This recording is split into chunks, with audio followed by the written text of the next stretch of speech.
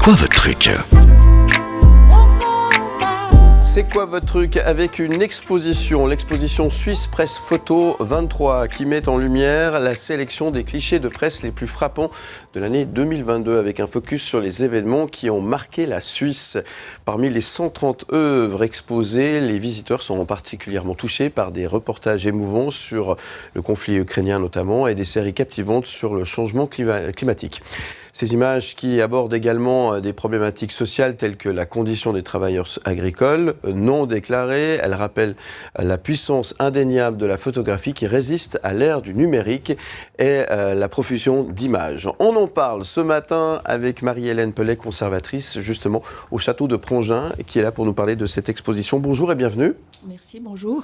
Merci d'être là de si bon matin pour nous parler de Suisse Presse Photo 23, comme je le disais, qui nous permet d'avoir en mémoire quelques-uns des moments qui ont marqué notamment l'actualité de l'année 2022, vu sous l'œil d'un photographe, des photographes, parce qu'il y a plusieurs photographes. Oui, tout à fait, c'est exact. Alors malheureusement, comme tout le monde le sait, comme la guerre en Ukraine a débuté en février 2022, le 24 février, il y a le reportage gagnant, c'est Alex Cuny sur la guerre en Ukraine, et c'est des photos vraiment très, très brutes, je dirais, de la guerre, donc vraiment d'un reporter de guerre.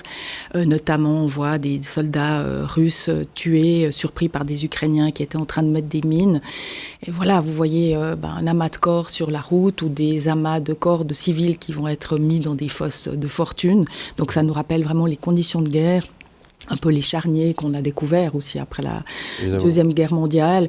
Et donc, c'est des photos difficiles. Mais voilà, Alex Cuny, le gagnant, dit « Je ne veux pas du tout provoquer, je veux documenter. » Et je crois que vraiment, il faut rendre hommage à ces photographes de presse qui sont à la fois courageux, qui prennent des risques, mais qui ont ce souci de nous montrer la réalité, qui n'est pas toujours facile à voir pour nous, qui sommes éloignés, même si cette guerre est en Europe, à notre porte.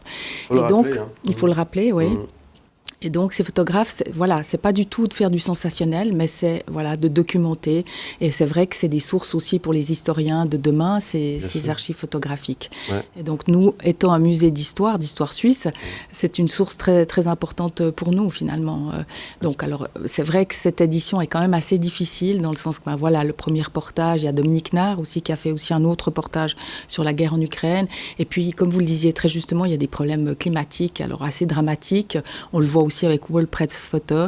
Et en Suisse, c'est la fonte des glaciers qui est devenue vraiment très importante. Les glaciers ont perdu 6% de leur volume en 2022.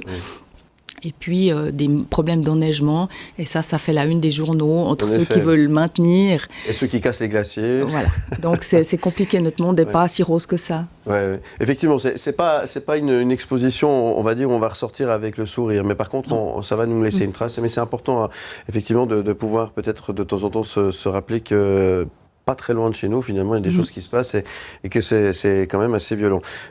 Évidemment, l'idée, c'est pas de faire du sensationnel, on l'a bien sûr compris, mais c'est de laisser véritablement une trace de ce qui est en train de se passer. Ces photos qui sont exposées, c'est pas des photos même que ce sont des photos faites par des spécialistes de la presse, c'est pas des photos qu'on a pu voir forcément dans les journaux. Non, elles ne sont pas toutes éditées.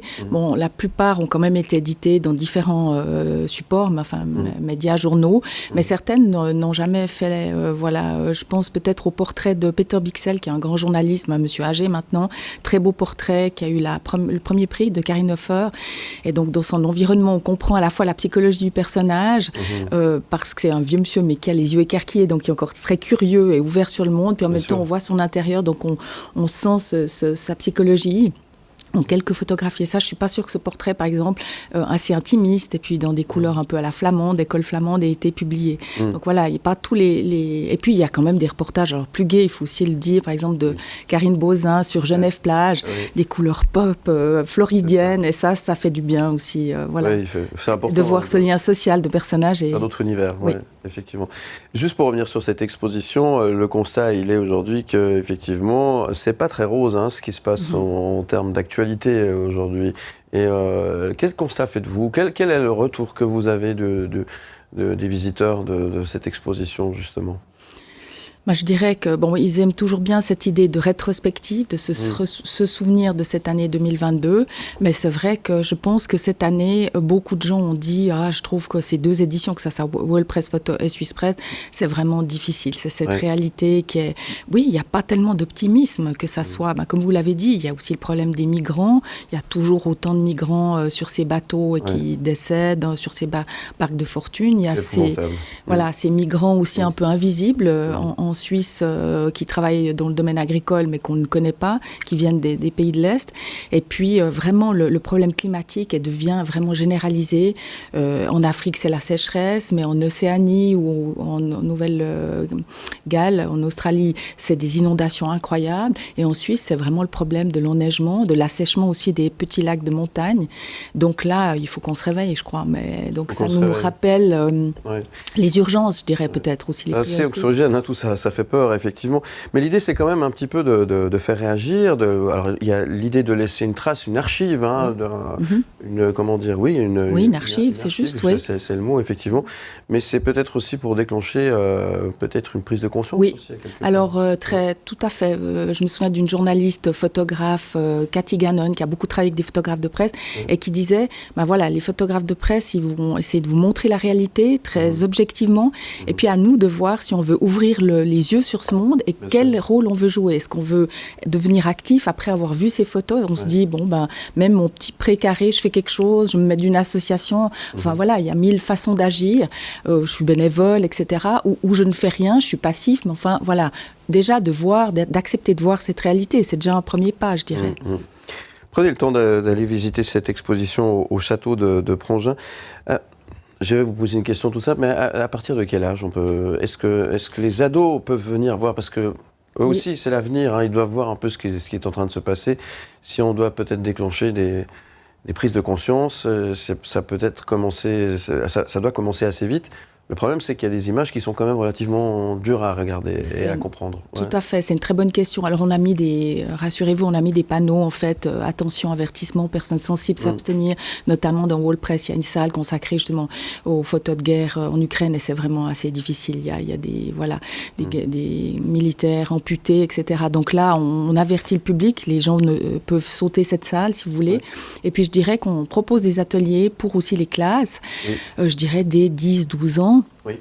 Si on explique le contexte, si on met une distance par rapport, évidemment, on aura toujours de l'émotion par rapport à ces photographies, mais si on rappelle justement ce contexte, ou le contexte du reportage, ce que souhaite en fait faire le photographe, je pense que tout ça, ça permet de mettre une certaine distance, et c'est bien pour les élèves, et puis de discuter avec eux, de dialoguer.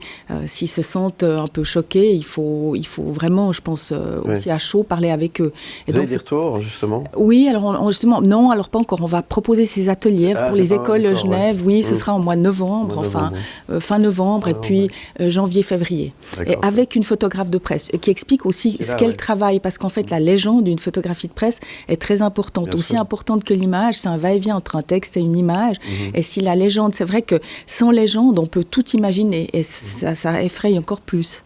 En tout cas, merci, parce que effectivement, vous nous expliquez bien le contexte.